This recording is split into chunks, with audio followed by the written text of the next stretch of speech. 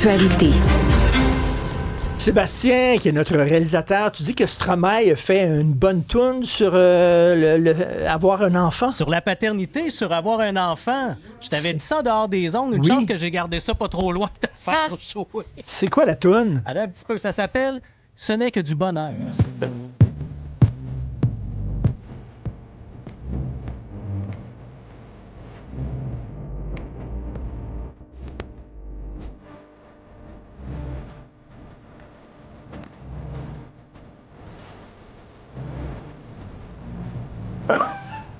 Oh! Je donne le ton, Richard. Attends, Ce n'est que du bonheur. Sans lui, tu travailles. C'est ça.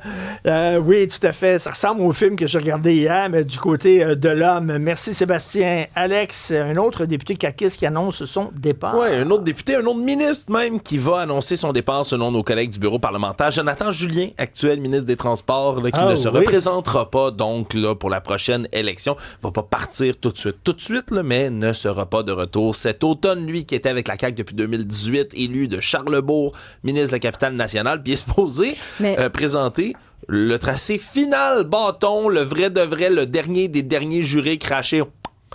Le troisième lien. On est supposé monter il est supposé faire ça là, comme cette semaine ou la semaine prochaine.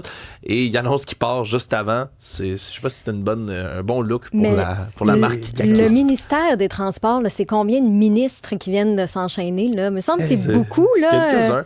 Il y a eu Bonnardel, Geneviève Guilbeault, Jonathan Julien. Puis là, il va en avoir nouveau. Un autre.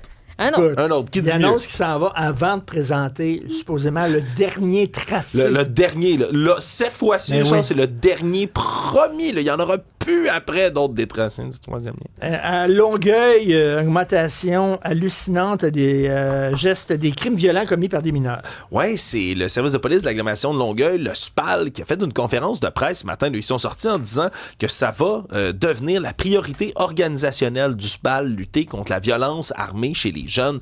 Parce que là, on parle là, de crimes commis par les jeunes avec une arme. Puis on dit jeunes, là, entre 12 et 17 ans, des crimes violents. Là, 1 sur 5 des crimes violents commis par un jeune entre 12 et 17 ans. Augmentation de 64% de ces crimes-là entre 2021 et 2025. Des infractions violentes en hausse de 42%. On dit que c'est une tendance absolument inquiétante, qu'on voyait pas ça avant la pandémie, que la plupart des crimes, il y en avait là, des crimes commis par des jeunes de 12 à 17 ans, mais c'était pas des crimes violents, c'était pas des crimes armés. Et là, on en voit de plus en plus. Là. Vous avez vu, par exemple, là, le 21 janvier dernier, ce qui s'est passé là, à la fin des classes, devant une école là, du coin de Brossard. Ouais, coups de feu, poivre de Cayenne, armes blanches, machettes. On trouve de toutes sortes là, d'items de violence auprès des jeunes ces temps-ci. Et ce qu'on s'inquiète aussi, c'est leur manque de collaboration. Ça a l'air que, tu sais, il y a des témoins autour d'autres jeunes, ils vont filmer avec leur téléphone au lieu d'appeler la police. Ils vont juste regarder ça.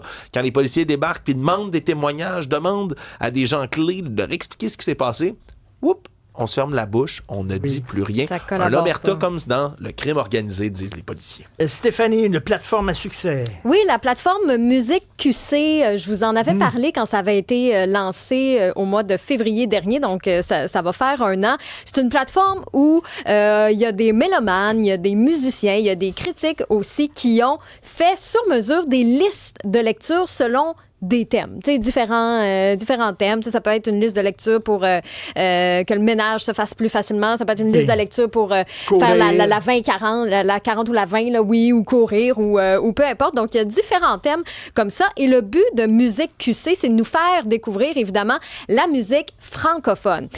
Donc, c'est pas pour faire compétition à Apple ou à Spotify, c'est le contraire. C'est-à-dire que quand on va sur le site web Musique QC, on nous demande, justement, nous, c'est quelle plateforme qu'on utilise. Est-ce que c'est Apple Music? Est-ce que c'est Spotify? Est-ce que blablabla? Et là, on peut cocher notre plateforme préférée. Et ensuite, une fois qu'on clique sur une liste de lecture, ben là, s'ouvre, par exemple, notre Apple Music avec les différentes listes de chansons. Et là, ben, comme ça va faire 1 an, on a dévoilé les statistiques de la plateforme, puis ça a attiré des dizaines de milliers d'utilisateurs, même qu'on ne s'attendait pas à un taux d'adoption aussi rapide. Là. Il y a vraiment un bel engouement. Donc, en 12 mois, la plateforme a compté tout près près de 225 000 utilisateurs, dont 65 ont consulté de manière récurrente la plateforme Musique QC. Puis comme c'est nouveau, ben on est vraiment content parce qu'il y en a qui ne savent pas encore que ça existe. Donc, je vous le dis, musiqueqc.ca.